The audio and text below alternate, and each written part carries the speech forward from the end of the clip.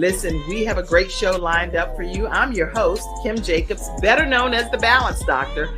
And all of our guests that come on, they're either people that have overcome some tremendous odds in their own lives as they balance this thing called life, or they're experts and they're here to share tips and strategies that will help you better balance and manage your life.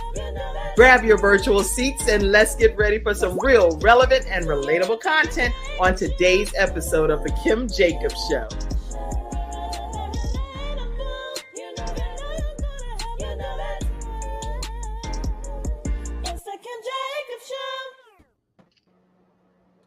Hello, everyone. Hope you all are having a great day. I am super excited to be here with you all today on the Kim Jacobs Show, and where we're bringing balance to the world, one household at a time.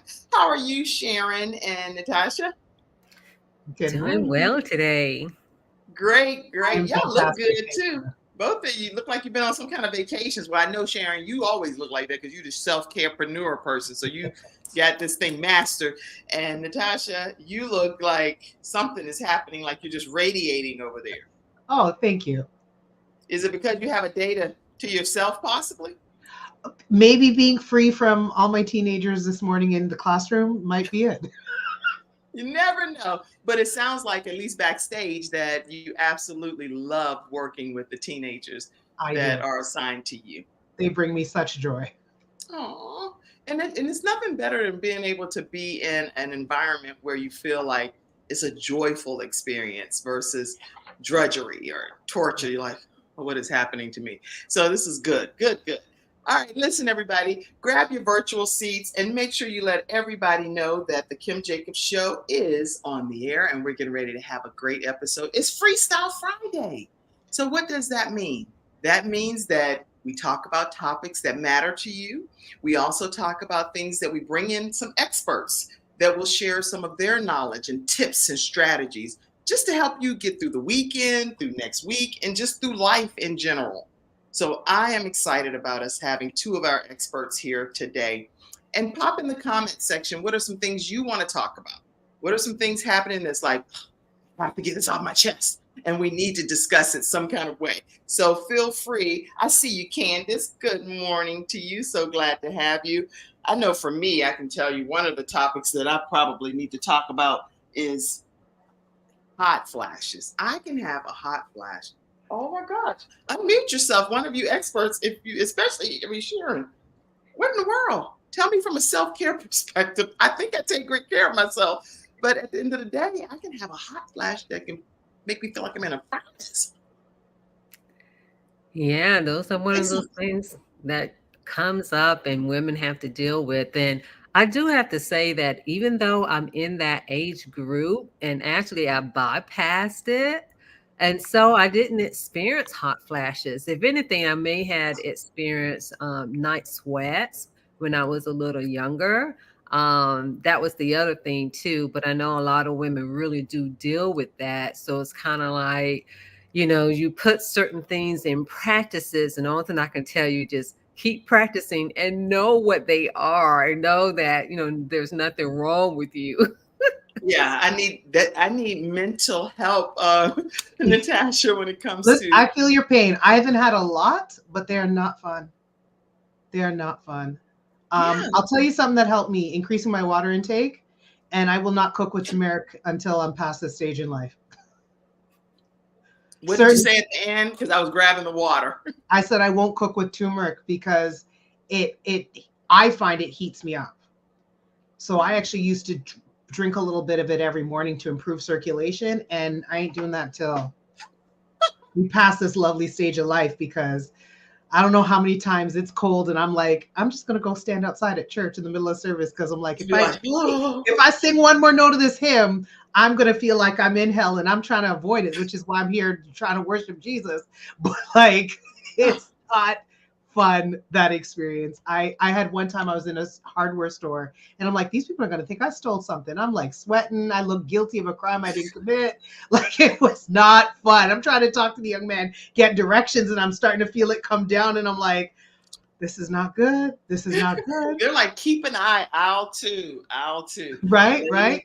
The sweaty, guilty lady. And it's like, no, she's just at a certain stage in life where that internal combustion does what it pleases. And then when it goes away, it just goes away like it never happened. I'm like, that, in my opinion, is almost demonic. I'm like, I rebuke you. I rebuke, because I mean, it's ridiculous to be able to have something come upon you that can rise up and in like no time, just whoop, gone, like it never happened.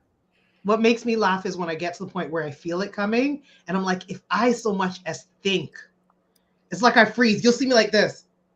And people are like, what's wrong? I'm like, I can't talk right now. Talking will make me sweat. And tell me, okay, again, y'all, it's Freestyle Friday here. So we're just having some conversation. We're going to hear from our experts with the topics that they're going to talk about. But we're talking about things that also matter to you because it's Freestyle Friday.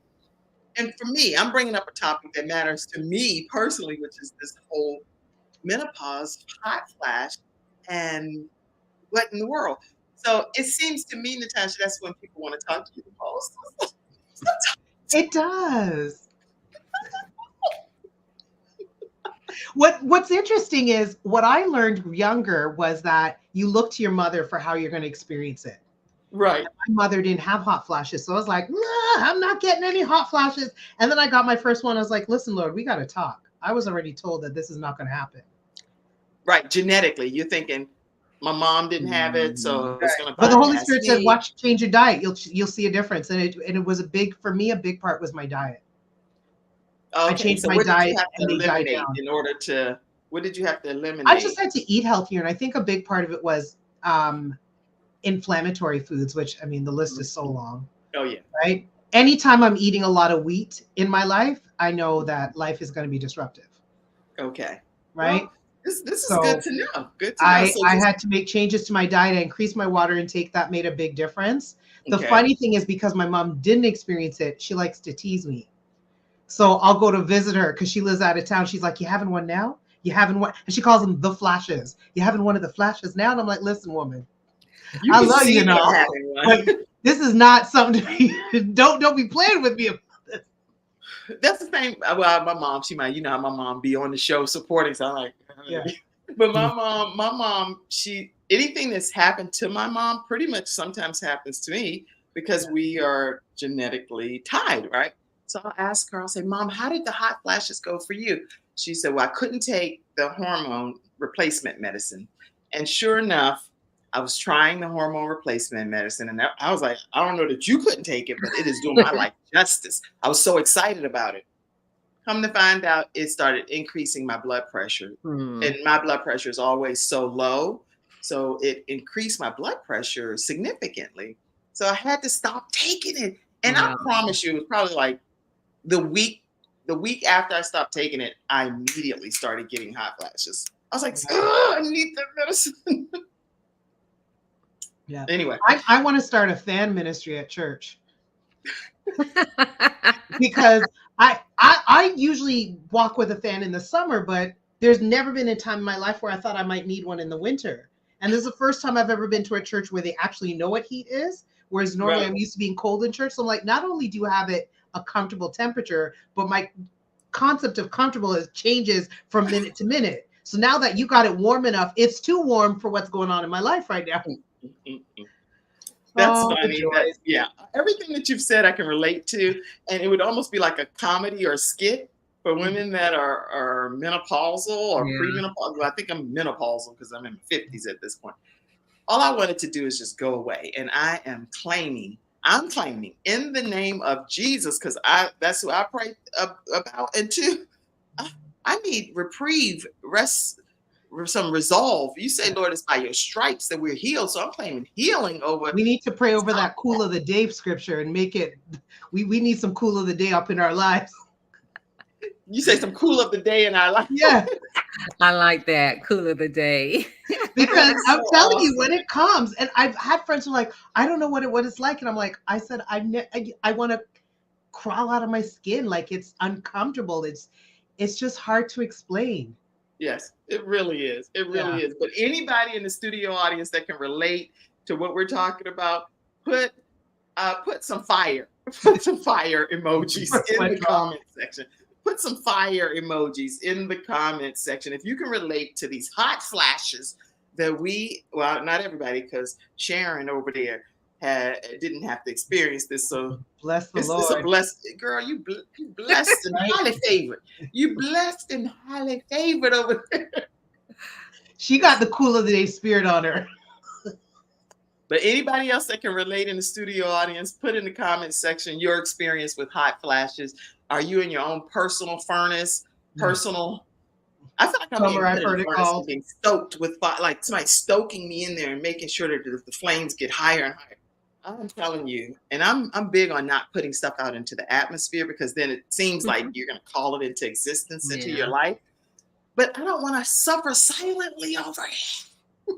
Well, we got to talk about it. I mean, even at one point you said whether you're perimenopausal, menopause, I'm like, we don't even know what's what. My understanding is menopause is once you've not had a period for a year. Everything else is perimenopause, right? So I'm like, but that could be a 10-year period. I'm like, see that? No, why are we having a 10-year period of like this roller coaster? Because one of the things I experience in perimenopause is what I like to call random bouts of crustiness.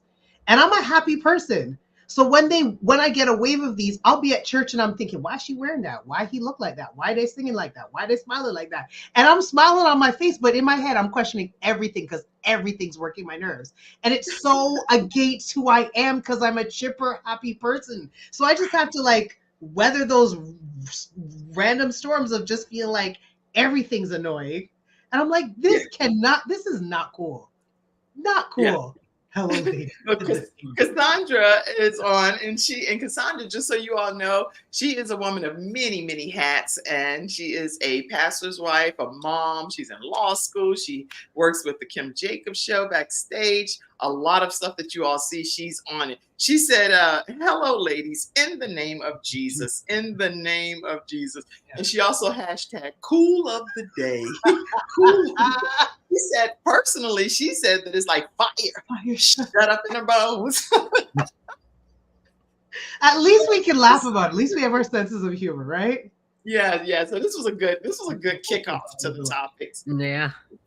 Thank y'all for appeasing me and allowing me to use my cloth. I got my church cloth, y'all. Okay, I need something.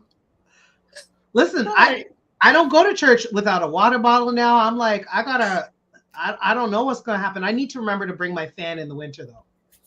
Yeah, we have fans at the church that I come to a lot, but I'm telling you, I see you said, Sherry, you said, yes, some fire emojis. You can get it. You can understand the Transformer Hill, Sherry, the Transformer Hill. Glad to have you all on. Woo, okay.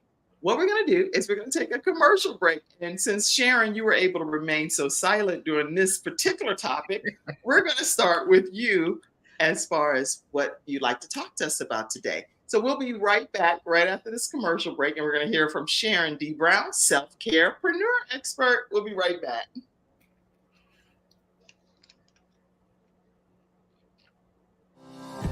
Hi, I'm Kim Jacobs, the Managing Director of the Charlotte, North Carolina chapter of eWomen Network. I am so excited that you stopped to watch this video. I've got good news for you. You've just discovered an international network of women entrepreneurs who are committed to helping you achieve, succeed, and prosper.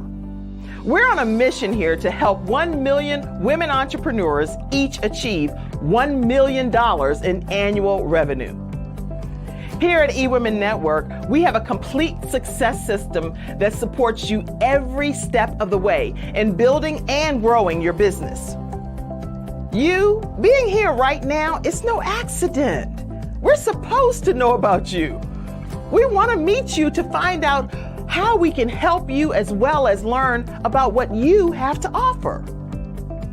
With over 500,000 women connected through 118 chapters across the United States, Canada, Australia, and the United Kingdom, you are never alone. If this is resonating with you, please go to ewomennetwork.com/Charlotte. Notice too my contact information. I invite you to reach out to me and to check out our upcoming in-person and online events. I'm really looking forward to introducing you to our special community.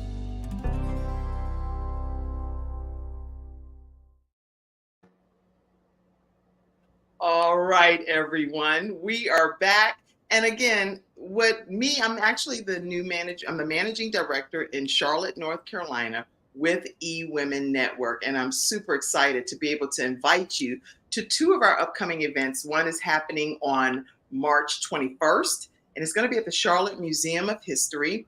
And actually, our speaker is pastor. I found out she's a pastor, Pastor Juanita Corey Jackson. And she's going to talk to us about how we are born to live uncommon. So I put the registration link right there in the comment section, and I'm excited about her being our speaker. And then also we have our 15th annual summit that's coming up with Sandra Yancey, our founder. She's a CNN hero, and she's also a business executive that's done tremendous consulting with places like IBM, Dell, you name it.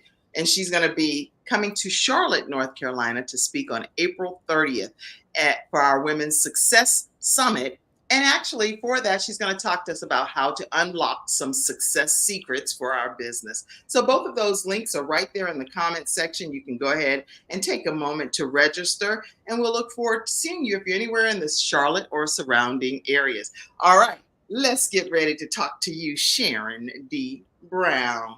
Take it away. Yeah. And so again, everyone, my name is Sharon D. Brown, and I am a self-carepreneur. And pretty much what that is I'm an entrepreneur who specializes in self-care and helping individuals to be successful, not only in business, but also in life, because we really can't, separate the two, no matter what we do.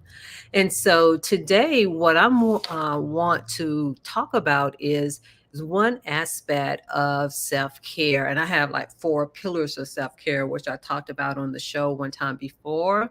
And one of the ones I want to go deeper in is self-awareness. And so with self-awareness, that's that self-discovery. Because one thing that I've discovered as a therapist is that what I've seen is that we never really been taught, a whole lot about self-care and what that means for ourselves, but also just in studying ourselves. We're always studying things outside of ourselves, but not of ourselves and through ourselves and within ourselves. And so, again, I want to talk, kind of dive a little deeper of what self-discovery is, especially as that being a part of self-care, and then also that self-awareness, because the more that you are aware of every aspect of yourself, then you will be able, even sometimes some wounds that you may not even be aware of. So those things that you may need healing from, a lot of times they can dissipate and just erase from us purposely. And sometimes, again, because we have so much stuff that be inside of us that we don't even know what's going on, that it will help with that. Did you want me to dive deeper within that, or you just wanted me to know?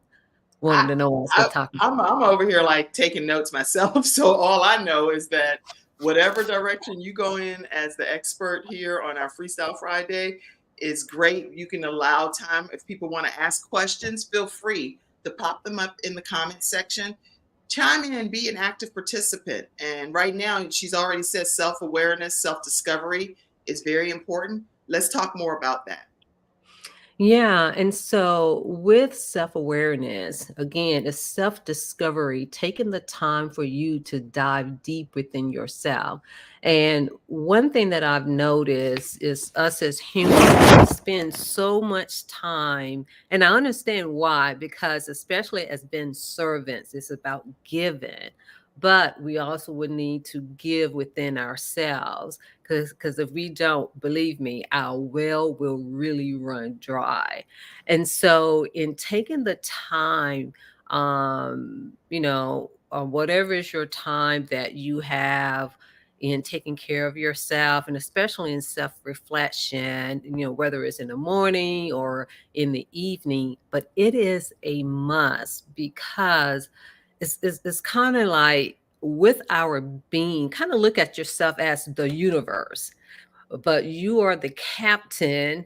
and the CEO of this universe. But if you're not learning about yourself, you will get left behind. And then also the way that our inner being operate, when we're not paying attention to ourselves, we don't know ourselves. And then it's almost like telling yourself that you don't matter and you're not enough. And then you're not able to see the magnificent parts of ourselves. I think sometimes that's why we may have a hard time with compliments and someone saying, "Oh, you did a good job." And then somebody may think, "Oh, they're full of themselves." And like if you say, "Oh, yeah, I know." We need to hear that from ourselves. Yeah, I know I did a good job. Sometimes we be modest. Oh, well, thank you. But there are times we really need to say, yeah, I know. I know I'm the bomb. I know I'm the boss, And so with that self-discovery, that's really important. The other part of self-discovery, because it's really good to be able to acknowledge and see the wonderful parts of ourselves, but it's also those parts of ourselves that doesn't feel so good, that sometimes they can come from trauma, they can come from wounds and scars, and sometimes we have um, invisible scars that we may not be aware of. Like for myself, I didn't know, I didn't find out probably, I would just say just a few years ago of like the impact of not having a father in my life. Because sometimes we think, like even though I would say, yeah, I lived a good life and I was able to go into school and graduate and have a really good career in mental health, but it wasn't until later in life that I discovered, like, oh, it did play a part, on me. And that wasn't until I started doing, this self-care journey, and started going deeper within myself. And even though I wasn't looking for that, but that's what came out. And so in saying that, when we don't know certain things about ourselves, you know how we say, oh, yeah, we have these childhood experiences that can impact and we be, like adults, but we have childhood, kind of like characteristics that happens. And so in saying that, certain aspects of ourselves get stuck.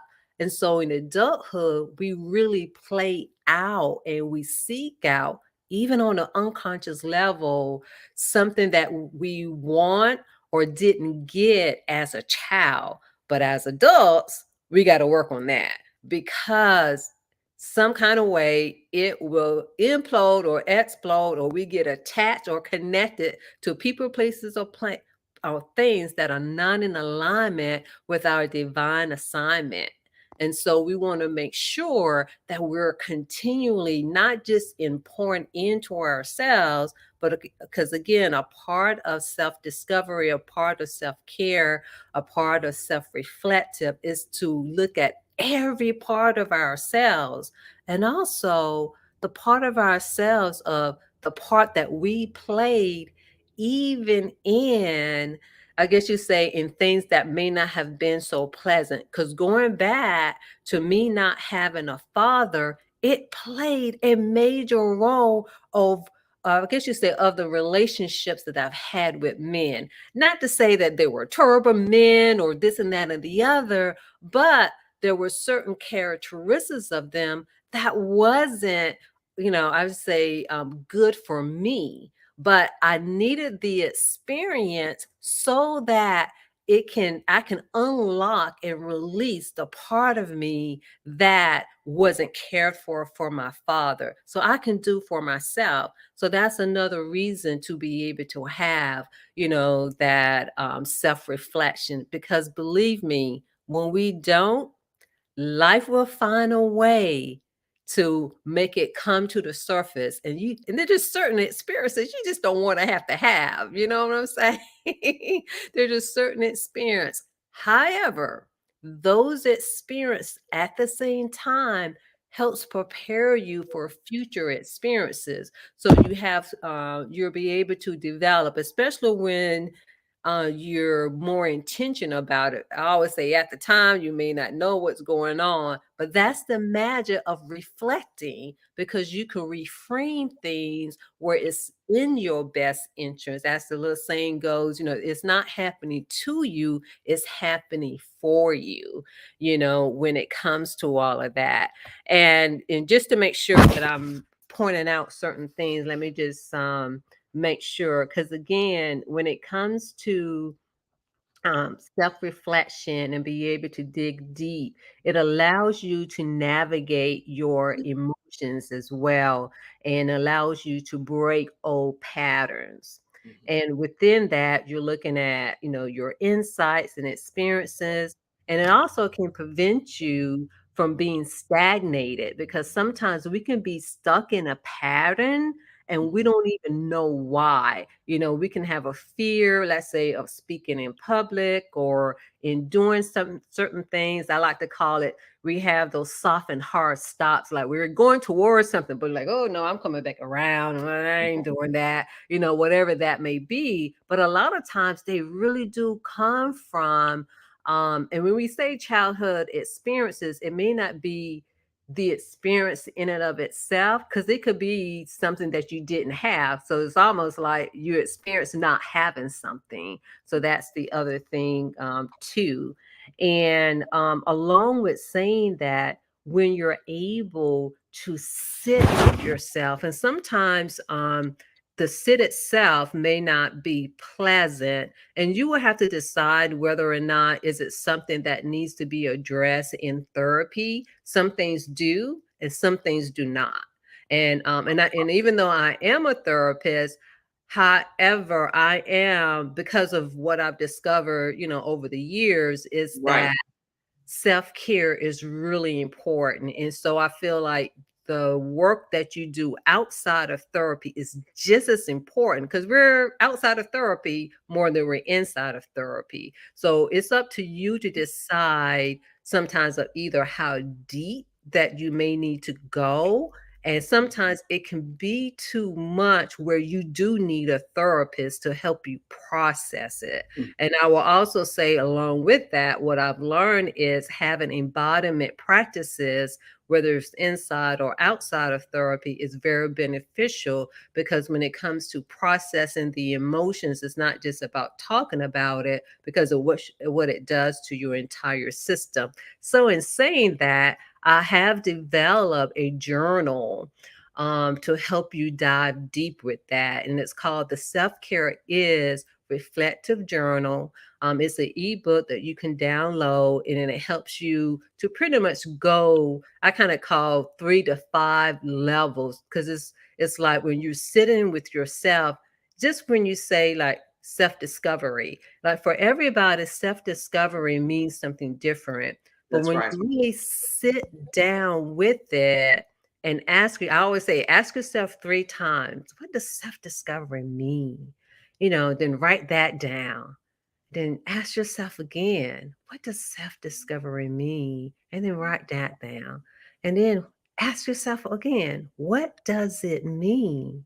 And then each time you ask yourself that, and even though I went through it a little, kind of quickly here, but when you're doing it on your own, allow time to slip by, whether it's, I would say that maybe the first time, maybe a minute or two, but I said probably minimally 3 minutes, because it allows you to really sit with it and go within yourself.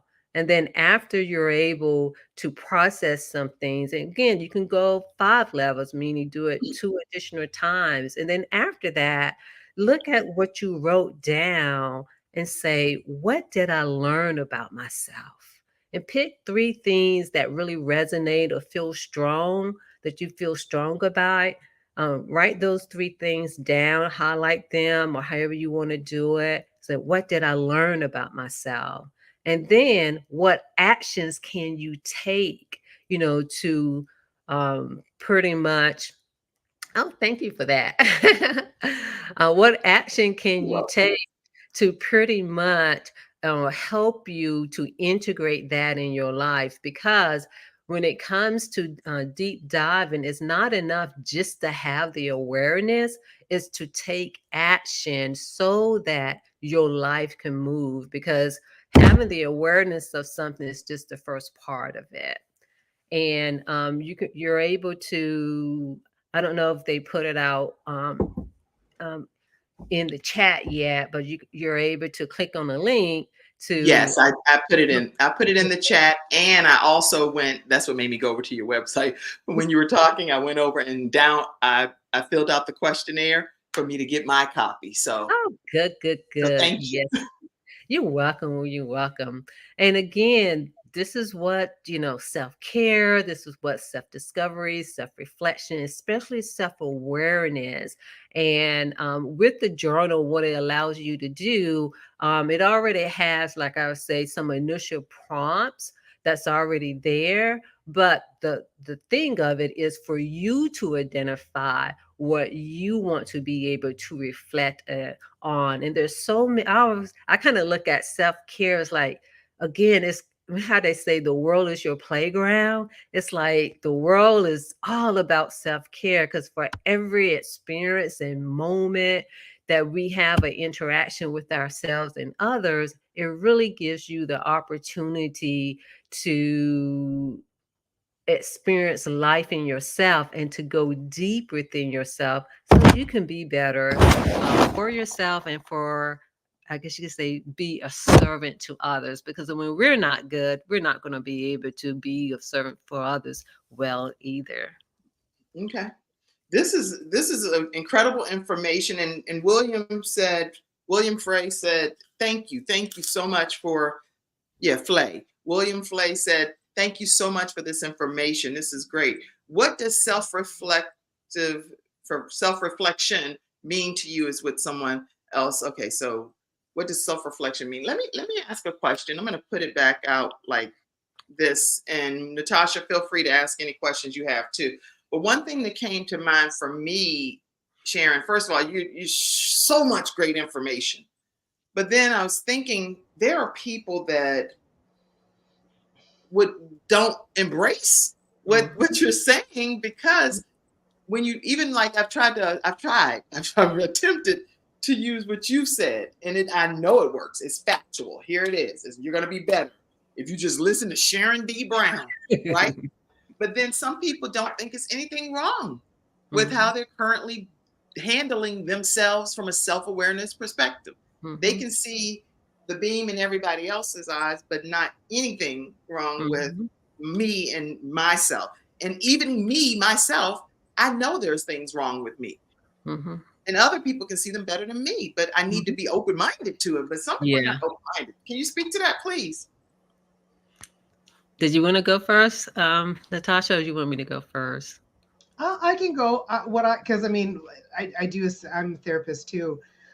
It's not comfortable looking at yourself, right? Especially in an age of social media where we're posting our best side, which our best side is not always true, because how many, I post a picture online. I went through 40 selfies before I selected sometimes the one that I post, because sometimes when I'm trying to post, I feel like I did this, and I just come out looking like I'm making a funny face. Those are not what I usually choose to post. Every once in a while, I'm like, look at this is funny, but it's hard to show our not perfect side.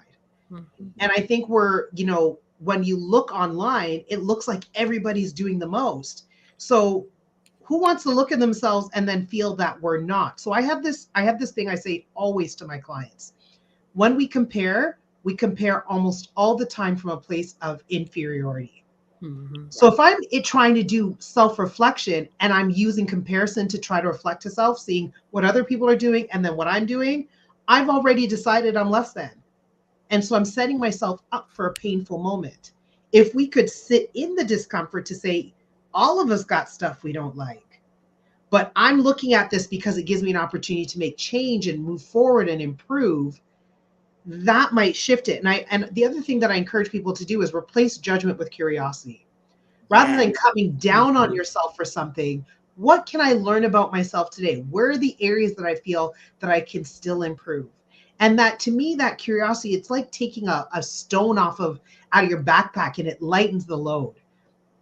So I think it is challenging, but it's a skill like many things in life to develop. And one thing that I find fascinating, I teach college students in their last year. Some of my students are in their last year of school. And so I'm talking to them about job readiness. Whenever I ask, what are your strengths? They freeze. And I said, that is an employability skill. You will always be asked what your strengths are. Throw away this notion that you're conceited by being able to look at it. One, if you don't know what your strengths are, you don't know what to build on. If you don't know what your strengths are, you don't know, by opposite, what's not working well that you might have to discard. But it is something that you have to be aware of, but you have to engage in self-reflection to do that. Wow. And so even from that perspective, I'm trying to teach people, you have to look at yourself. It's might be uncomfortable, but the more you do it, the more you're just like, okay. And then if you learn, just accept yourself as you are. None of us are perfect. That's right. Stop trying to be perfect, because what is perfect? Right. Just be you. Yes, there might be things that you want to change, but you can't necessarily be aware of that if you're not looking at yourself. And make it a regular habit. My age will show in this, but I say, think about a tuner radio. So you remember the little lines, and you would turn the dial, and when it came in line, you would move from having static to clarity. Right. I said, when you're doing self-reflection, there's static and noise always in life. Get to that point where you get the clarity about understanding something about yourself, and then use those things to build on to move forward. Wow. I'm so glad that you did take a moment to answer that question from a therapy perspective. Mhm. Okay. And I found something I want to share, but I didn't know if you want to say something first, Sharon. Did you just Oh, want to you say can go ahead. You can go ahead. when you were talking about putting our best foot forward on social media, Natasha, I went over to my Facebook page, and from my own perspective, I was just putting a moment of raw, real emotion. And this is the picture. I'll put it up. I was laying in my bed and I was crying, and it was just me having a moment thinking about my son and him not being here on this earth, and how, and that just, as a mom, that makes my soul ache so many times. And so but the social media piece maybe never get to see it or whatever, but I have many moments like that behind closed doors. And I saw so many comments, some of which were so encouraging and inspiring. And then some were like, well, you need to trust God. And so I was like, what? But you having a real moment doesn't mean you're not trusting God. Crazy. I do trust God, but I also am still a human, and I know where my son is. I know he's in heaven. I know he's safe and sound. I'm not confused about any of that. But do I still cry and have moments where I'm just on the floor sometimes, or in the bed, and I'm just like laying there by myself, just reflecting and thinking of having somebody in my life for 12 years walking on this earth and seeing him develop into his character. Anyway, I just said that to say, Natasha, that sometimes when we do put our other side of ourselves on Facebook, you can seriously expect that you're going to get a lot of encouragement and you're going to get a lot of judgment. So, yeah. And that's part of why, too, sometimes people don't want to do it. Right. But I encourage people to think about whatever people say tells you more about them than it tells you about you. So if they're coming to judge, that just tells you they can go with their crust themselves, because that's about what they need to work out in their lives. Yeah. Just right now, I was just finding the picture. And when I was going to find the picture, it did nothing to me to find the picture. But then when I pulled it up just now, it immediately, I have pain in my chest. So I can't even predict what emotion or trigger is going. It's bizarre. I can't even describe it to you. I can't. Well, thank you for your know what's going to happen. Yeah, appreciate you sharing that, and I'm glad that you did go before me, because it helped me kind of tie in to what I was about to say. In that, like when it comes to us and that self-reflection, I think just like we as humans, like we don't want to see ourselves, like as anyone weak or with deficits or not good at something. And so I I think it's just kind of like just a human default. I'm saying default, but deficit that we don't want to see, so we don't go to look. It's almost kind of like when it comes to feedback and criticism. Right. And one of the things, and I'm working on even with myself, is accepting those things and then looking at those things. And then also too, when someone sees someone else in distress and they're saying those things as if, you can't experience it, generally it's hard for humans to be able to even have the emotional space to be able to have space for someone when it comes to that. So in saying that, when it comes to self-reflection, that's why self-reflection is so important, so that we can look at ourselves and say, hey, what do I need to work on? How can I get better? I'm like this. I'm really good at a lot of things. I know a lot of things, but there's somebody out there who's better than me, but I'm not good at every single thing. And Yeah. even though I'm a therapist, there's still certain things that I'm not, it's just by being a human that it can be a lot, you know what I'm saying? And so that's another reason for self-care, so that I can have the emotional capacity, one, for myself, and to be able to support someone else and not feel like that somebody else, or not doing, not being judgmental on others.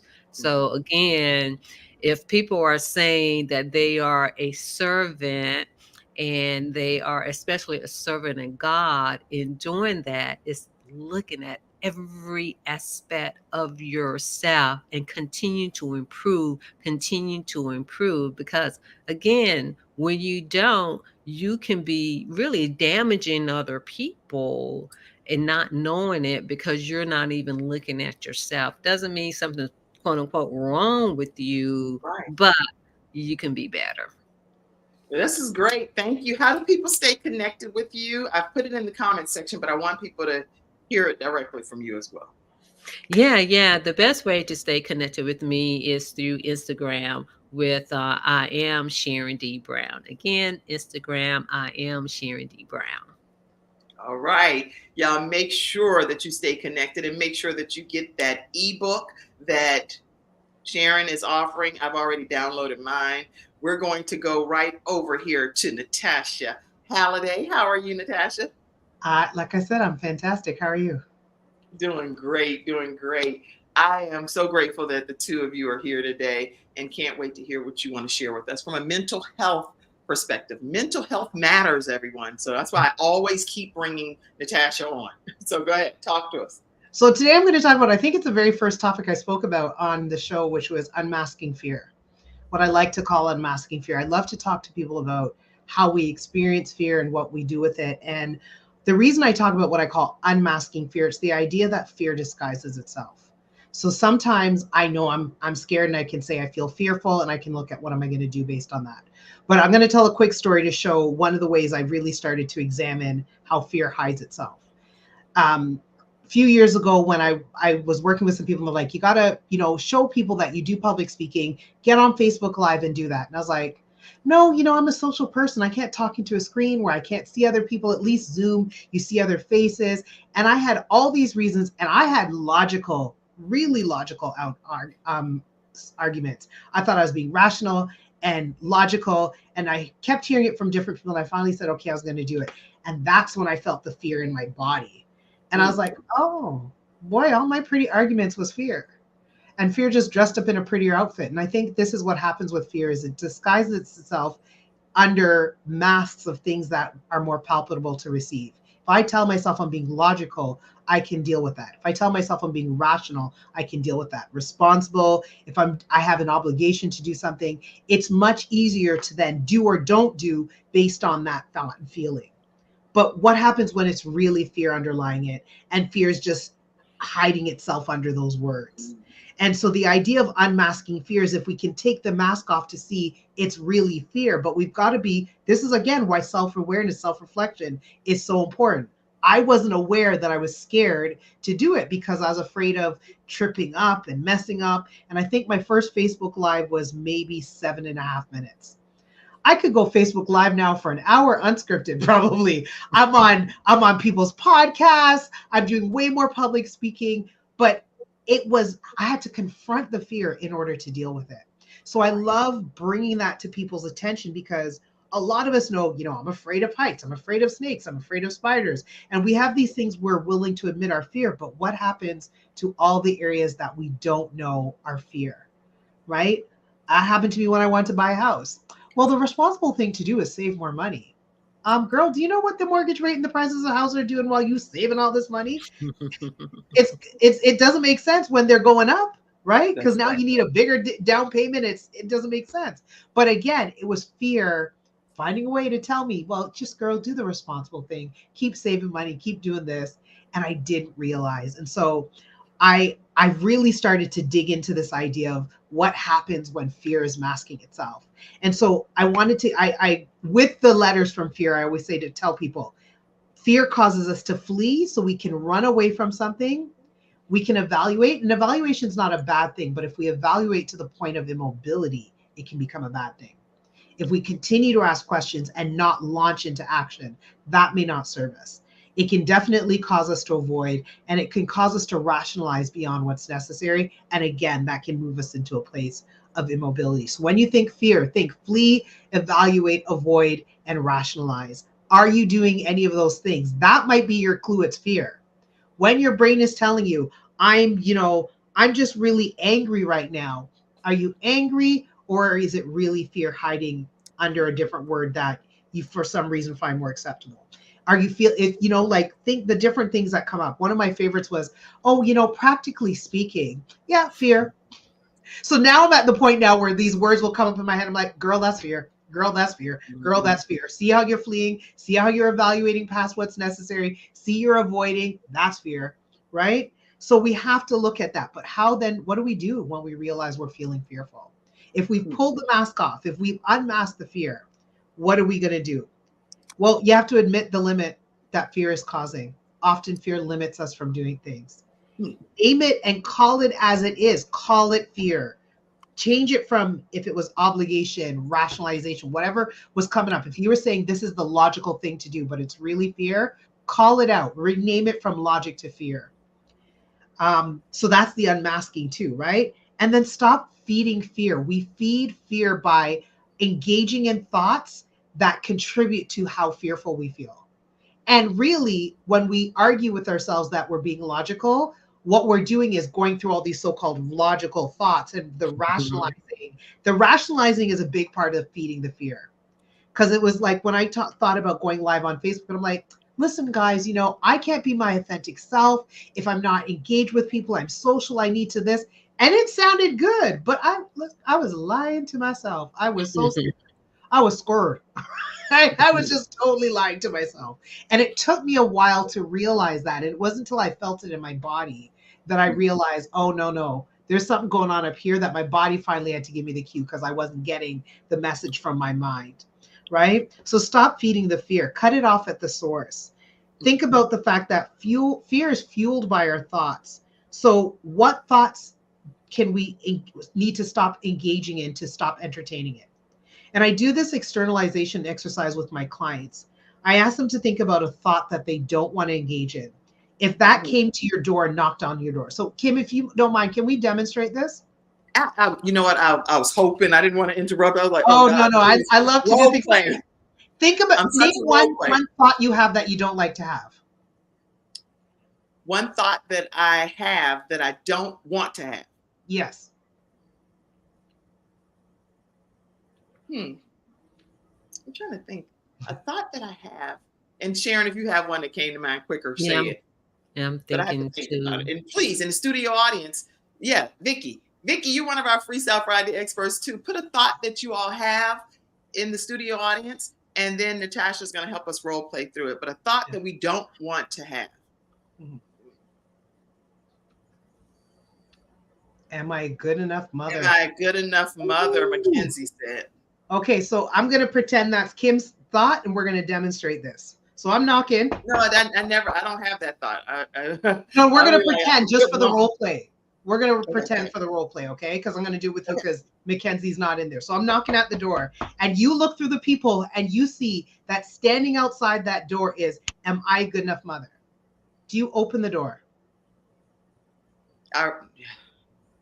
No, we're not going to open this door because we're going to fight against this and know that I know I'm doing the right thing by these kids. Right. But the answer is, let me go Hi, back. Hi, Kim. Come on now. I need to come in and talk to you, girl. Can we just have a chat about, are we a good enough mother? Well, okay. I'll open the door a crack because there are many times that I do question some things. I'm like, okay, what's making me not be a good enough mother? So, girl, I've been wondering, am I a good enough mother? Am I putting my kids in all the right activities? Have I, have I done all the things that I could? Do I select the right extracurricular activities? Am I reading the Bible enough with my kids? All these types of questions that might come up as a part of this question of, am I a good enough mother? Yes. The more we have that dialogue, and it's unintentional. That's why I like to tell people, think about it like something physically coming to your door. Because if we had thoughts we don't want to work with at our door, we don't realize how often we invite them in, sit them down, make them tea, give them a piece of cake, and we hang out with these thoughts that do not serve us. Yeah. Well, now that you said this, and now that Mackenzie typed it, I definitely have that thought sometimes. So I can go back and course correct and say, sometimes I'm talking to myself in the kitchen by myself, but I guess I've opened the door because I'm like, no, I taught them better than this. And you can tell me that what I thought I was doing wasn't working. So who am I talking to? I'm talking to the open door that you're talking about. Right. And so I get people to, especially depending on what their learning style is. For some, like as kinesthetic learners, I'm a kinesthetic learner. I'm very hands-on. This works very well for me because I can totally picture and imagine engaging in this dialogue. And it makes me realize what's happening in my thought process. Because if we're not aware of it, this is happening in our thought process. The thoughts come, we're having a back and forth dialogue, or we're at least listening to this unhealthy thought go on and on and on. And what we need to do is say, shut up, get out. You ain't welcome here. Now we need to get them out the door, bolt the door, put like extra bolts on the door. Because if what we don't realize sometimes is we're like, we might open the door and go, I don't want to let you in. But what if we walk away and we don't secure the door and it creeps back in? Yes. Right. So I kind of try to imagine different scenarios because I look at how are the different ways some of these thoughts have infiltrated my thinking. Right. So now I literally ask myself, what thoughts am I entertaining? Have I welcomed a thought in? Have I sat it down? Have I made it a cup of tea? Am I having a little tea party or coffee date with a thought that I don't want to have? Yeah. And it's become so powerful. I remember I was entertaining a thought that I shouldn't have. And I dreamt that I woke up in the middle of the night, walked down my stairs, and my front door was open a crack. And I just went, thank you, Lord. I'm entertaining a thought I shouldn't. That you shouldn't. And Vicky I had to examine my thoughts. And read Vicky's comment too. I love that. I try not to entertain fear. I use affirmations daily. Yes. That's she also said that. Thought I'm gonna fail. I don't like that thought. Yeah. And the thing is, when the thought creeps in, we don't necessarily notice. And that's why I like to have people thinking about if it was something physical at your door, it would be so much easier to recognize and go, no, we ain't hanging out. That's but right. When it creeps into our thought process, we don't notice. And of course, it's as soon as you notice, you then shut down the thought. You may not notice at the very moment it pops up, but as soon as you notice, you tell that thought, get out. I ain't having you. You come get the strong armed men and you deport to get that thought out of your house. Get that thought out of your mind. And sometimes people are like, but how? Mm-hmm. Intentionally replacing it with another thought. Because if I tell you not to look up, now you're thinking, what's up there? I want to look up.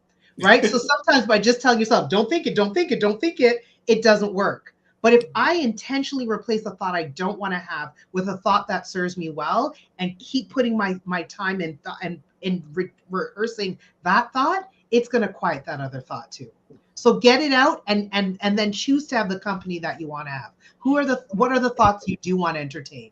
As a Christian, I have to use scripture sometimes to do that. I might have to recite scripture or read it in to go, what does God say about who I am when my silly thoughts are trying to tell me something different, when it's trying to contradict who God of the universe says that I am. So listen, petty thoughts, you got to shut up. The word of God says this. So sometimes that's what I do, right? And Vicky talked about affirmations. What statements can you make that shut those thoughts down, that counteract those thoughts? So if it's a fear-based thought, right? Especially once you uncover it's been disguising itself as something else, and you recognize, no, it's really fear, then what steps are you going to use to shut it down, right? So like I said, you're admitting the limit, you're naming, you're calling it out. You recognize because it's fueled by our thoughts. Check if you're entertaining thoughts that don't serve you, that are fear-based. And then shut down those thoughts, replace those thoughts with thoughts that do serve you. I get riled up. I'm all excited now because I'm like, I feel like I want to so excited. I'm having another hot flash. So I know I can't get myself too excited. This is awesome. Awesome. But yes. So the last thing that I want to say about dealing with fear, face, and it's again with the letters of fear, face it, explore it. And when I say explore it, examine maybe where it came from, examine why it's something that you're experiencing, understand a little bit, because in the understanding, it might be some of what gives you tools on how to deal with it. Accept it. Instead of just being angry at yourself for feeling fear, accept that you felt the fear so that you can, okay, it's done. I felt it. Now what am I doing to move on? And reframe it. So 2 things I like to say for our rise above it, but also reframe it. By reframe it, give it a different context. If you've understood it one way and that there was a distortion with that, how else can you understand it that's going to serve you better? That's right? Good. If you fear not being a good enough mom, why don't you validate that? That makes sense. Every mother probably questions it at least once in their life. It's actually your desire to be a good mom that makes you question it, but you don't want to stay in that space of questioning it. You accept that you have that thought. You continue to look at, what am I doing to be a good mother? And then look at, what are the things that I want to do that I believe make me a good mother? That's good. And you give it a different context and you move on. Well, I ended up typing some of the stuff you said so I was over here still typing. Okay, Natasha Halliday, how do people stay connected with you?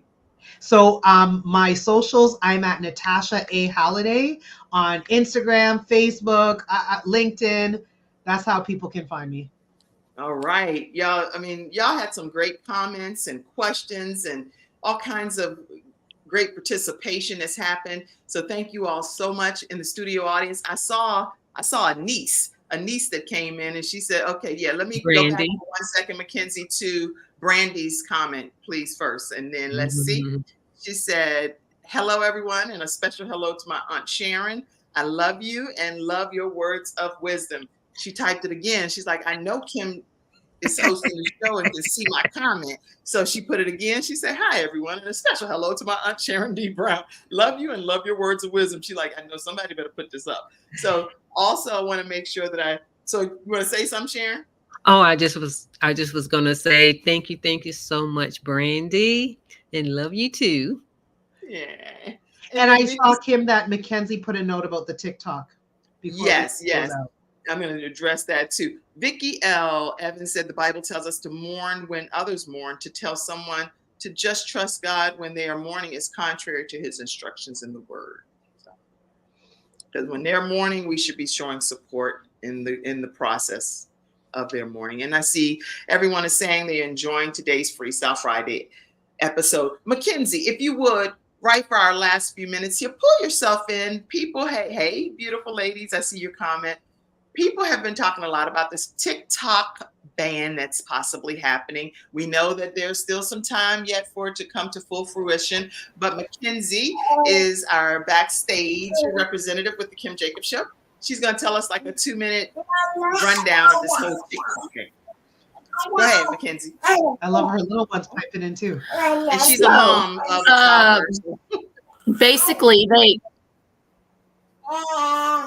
Basically, they're concerned about Americans' like safety and tracking and everything. But what doesn't make sense about that is Facebook and Instagram both do the same thing. Like, have you noticed, like, if you say, I want to get this or I want this for dinner, you suddenly see ads for all of that on your Facebook or Instagram, like all your social media platforms. It's not just TikTok that does that. So if they're wanting to get one apple, they'd have to get all the apples.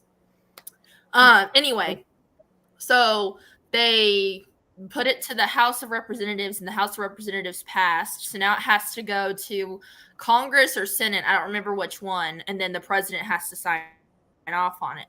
But I think what they're trying to do is have the U.S., like someone like maybe Elon Musk that bought Twitter, buy part of TikTok, if not TikTok, so people are still able to use it. Because if not, Americans are going to be losing a lot of income. Like there is a lot of people that have boutiques or businesses that sell products on TikTok and get all kinds of business on it that will be losing that money. So yeah, it might not be like the best, but Facebook has a marketplace. I think you can buy stuff on Instagram.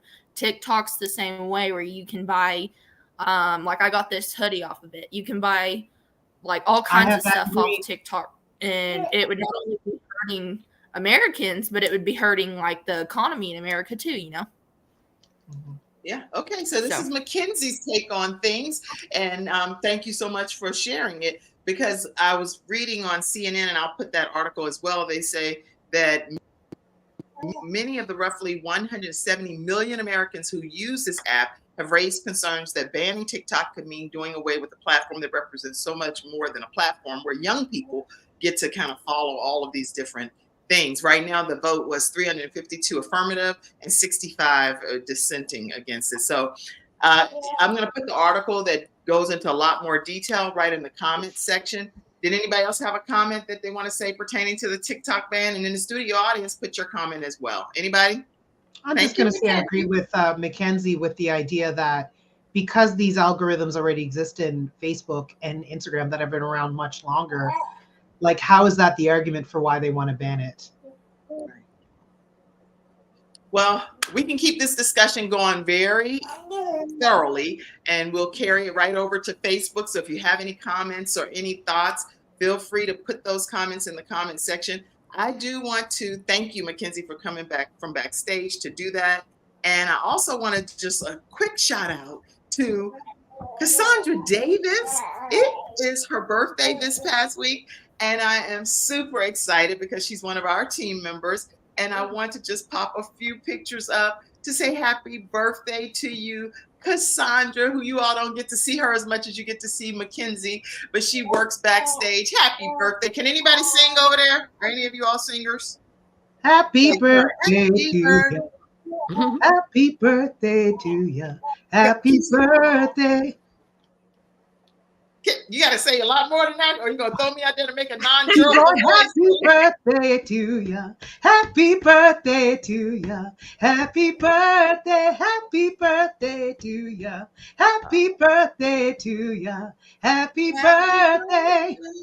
And many more. Happy birthday, Cassandra Davis. And if you all want to do something for her birthday, one thing I'll tell you is to just stay connected with her. I'm going to put it in the comment section, and we're getting ready to close out on this note, but I want to let you know that you can stay connected with Lady Cassandra Davis. She is the pastor's wife at Servant Church in North Carolina. That's servantnc.church. You can email her at cassandra@servantnc.church and stay connected with her. She has a wonderful conference that's coming up. And I think it's April 20th, if I'm not mistaken. So go and register for the conference. It's going to be in Charlotte, North Carolina.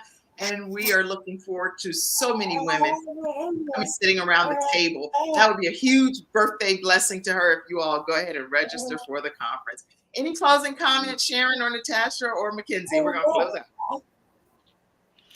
I'm just going to say pretty much when it comes to self-care, just remember everything that you do, you're either doing for yourself or not for yourself when it comes to your divine assignment. And if anything, you are the assignment. It's not just what you're doing. That's good. Anybody? Any other closing comments? I'm just going to say in terms of, if there's things that you want to do that you're not doing, ask yourself this fear behind that. And then take some steps to move past that fear. Ask yourself the spirit behind it. All right. And you have a comment? Anything you want to say, Mackenzie? Okay.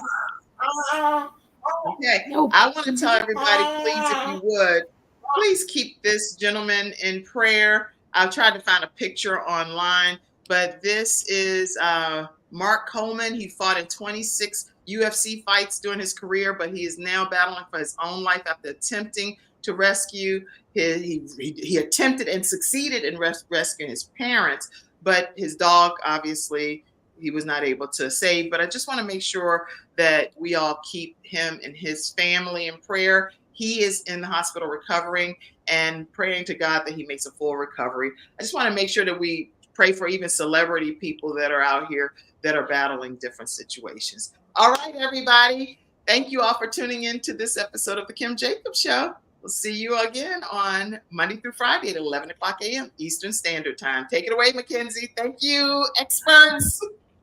Thank you, studio audience. Love you all. Okay, thank you for tuning in to today's episode of The Kim Jacobs Show and for being in the virtual studio audience. Your presence truly does make a difference, and I look forward to you bringing your friends and family to join you in the virtual studio audience Monday through Friday at 11 o'clock a.m. Eastern Standard Time. I look forward to seeing you and make it a great day.